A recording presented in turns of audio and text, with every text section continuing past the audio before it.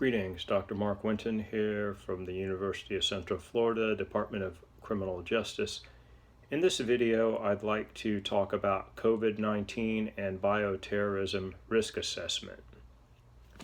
If you had asked me 2 years ago if I would be doing a presentation on this, I would have had really no idea what you were talking about. I probably would have said, no. One thing is for sure, and that is things change rapidly, are fluid and dynamic. And that certainly has been the case with COVID-19. And now in our studies on terrorism, we have to integrate the pandemic into our research, into our planning, into our counterterrorism, and so forth. In this video, I'd like to present two articles, basically. And the first one is titled Terrorism and COVID-19, Actual and Potential Impacts.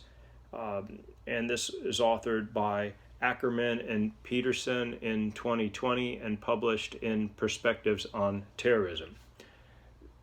The authors Ackerman and Peterson point out right away that this is uncharted territory. So we're looking at some potential impacts. They actually have a list, the top 10 potential impacts, and I'd like to use that list for our discussion. The first potential impact is terrorists carrying out pro-social behaviors, such as distributing food in communities or setting up medical care.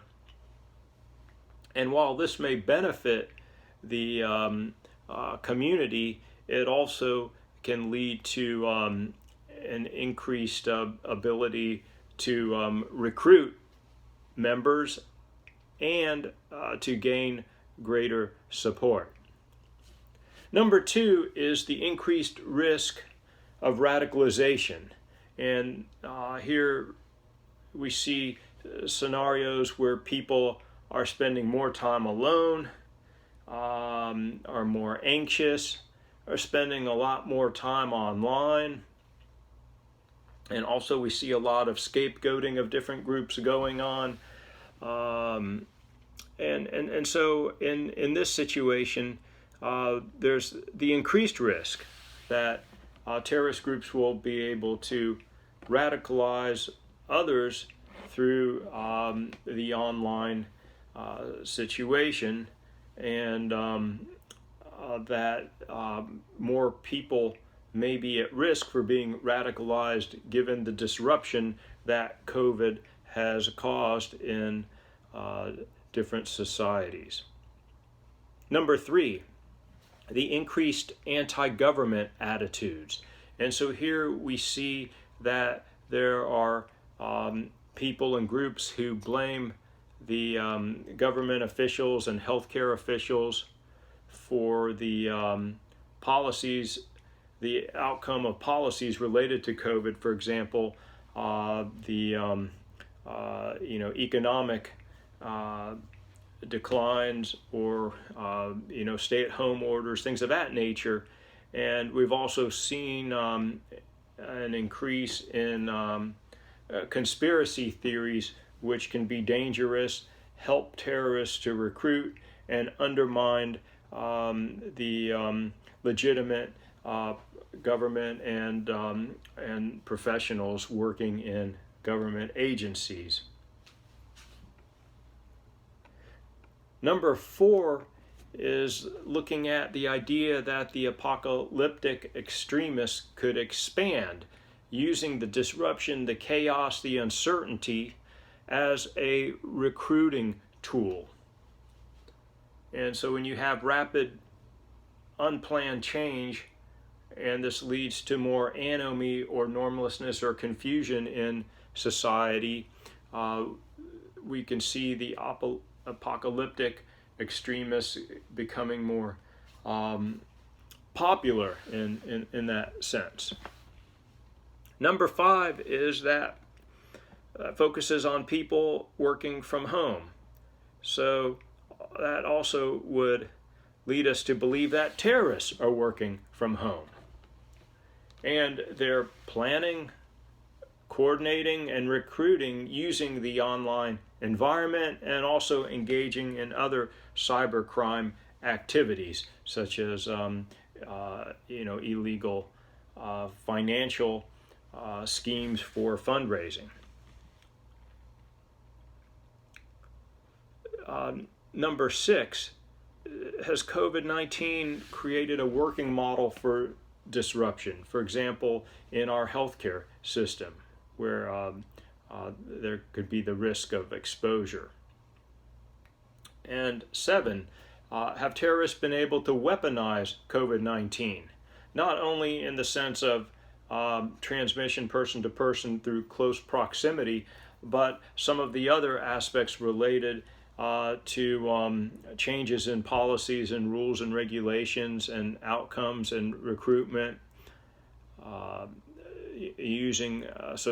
here we ask, are terrorists able to use COVID-19 as a weapon in multiple domains? Number 8, what about risks on specific facilities? As I mentioned before, for example, hospitals or medical facilities. So actually attacks on what already would be a disrupted, stressed out system. And then facilities, number 9, facilities may be less secure due to COVID-19. And so there may be symbolic targets.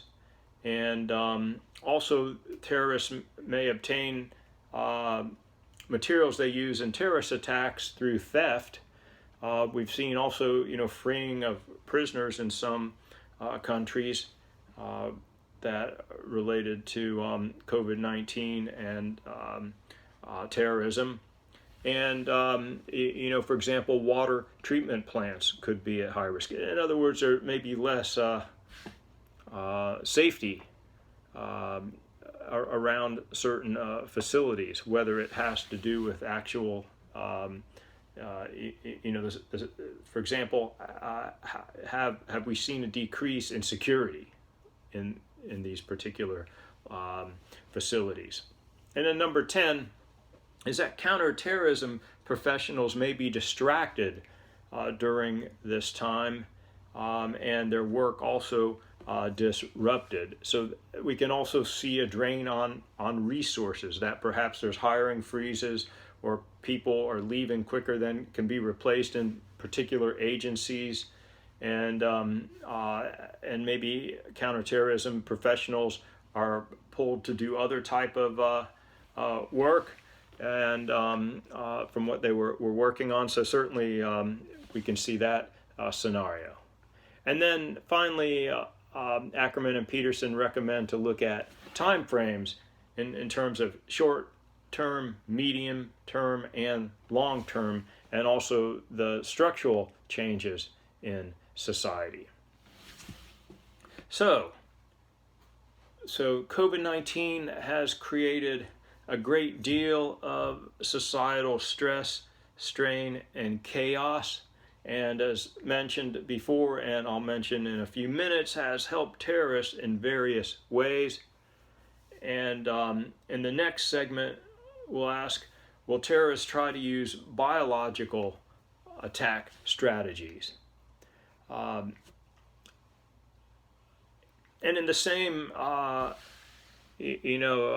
area of focus, we can ask, how does all this relate to the idea of having too much social control or not enough social control in societies? And I think a huge amount of debate has to do with how much social control is appropriate or desired or beneficial. So you have some arguing for more social control, and then you have others arguing for less. And I think this has created a great deal of conflict and problems as well. Okay, the next article is by Koblenz and Kiesel, and it is from recently published, 2021, in Studies in Conflict and Terrorism, and it's titled The COVID-19 Pandemic, Catalyst or Complication for Bioterrorism. So now we start asking and focusing specifically on bioterrorism. And they review three basic views: the optimist, the pessimist, and the pragmatist. And they also look at how those particular groups would view four areas of bioterrorism risk assessment, and that'd be capabilities, intent, social vulnerabilities, and consequences of an attack. And we'll address those in a moment here. So Koblenz and Kiesel point out that the optimists believe that there's a low risk of bioterrorism due to the technical issues and also the basic lack of knowledge on carrying out a bioterrorism related attack. In addition, they point out that an attack using some biological substance could alienate supporters, especially if some of their supporters were injured or killed in the attack because of carelessness or accidentally. Certainly, can see that situation happening. The pessimists, in contrast, believe that there's an increased risk because there's been an expanding interest and greater access to information about biological agents and also equipment, and a lot more expansion on the internet about that. And then pragmatists look at both of the above, pessimists and optimists, and believe that a technologically large-scale attack is less likely, but a small-scale attack could happen using cruder methods. So, the authors point out, in terms of capabilities, crude methods are more likely, such as people spreading a disease through proximity to each other. And in the intent, they point out that intent is very difficult to ascertain to start with, but also that it depends on the terrorist group. And they point out there's a higher risk from the accelerationist and the apocalyptic terrorist groups who want to change things dramatically, start the world over, if you will. And the pandemic has helped in the radicalization process. And also we've seen that some have engaged in violence based on reactions to government health related measures. And then we ask about vulnerability. Have we become more prepared for bioterrorism attacks? And then what would be the consequences of different bioterrorism attacks? And so basically you have to do a lot of different scenarios here and see how we're prepared, and the consequences and the probabilities or likelihood of that type of particular bioterrorism attack occurring.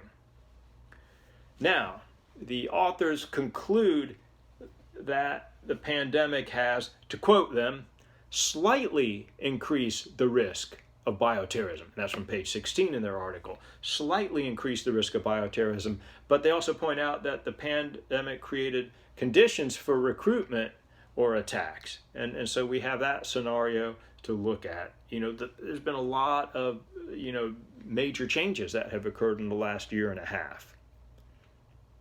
Again, they reiterate that we need to look at specific terrorist groups. And then they conclude their article by looking at multiple policy recommendations.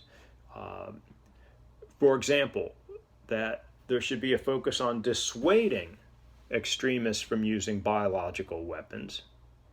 Also, there should be an increased focus on pandemic preparedness.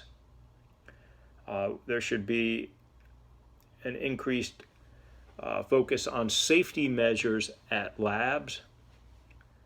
And societies should be reducing terrorist recruitment capabilities.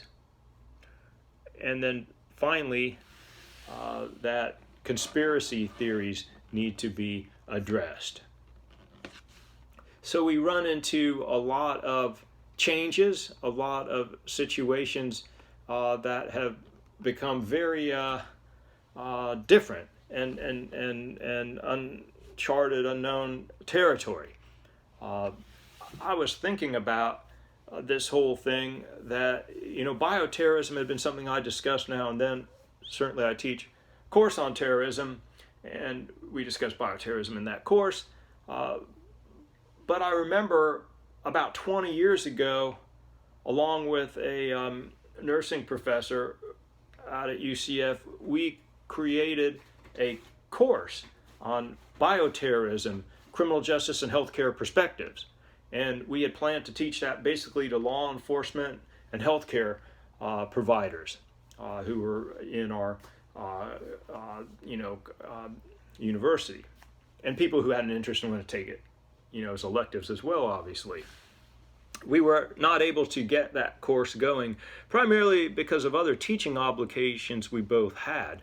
But I remember that and really reading about it, putting it all together, and then it kind of fell off my radar for a number of years. And then the last 2 years, all of a sudden, it picked back up again. So I think that we're going to see a lot more about that in the future. Certainly I'm reading a lot more about that. And we're seeing a lot of changes.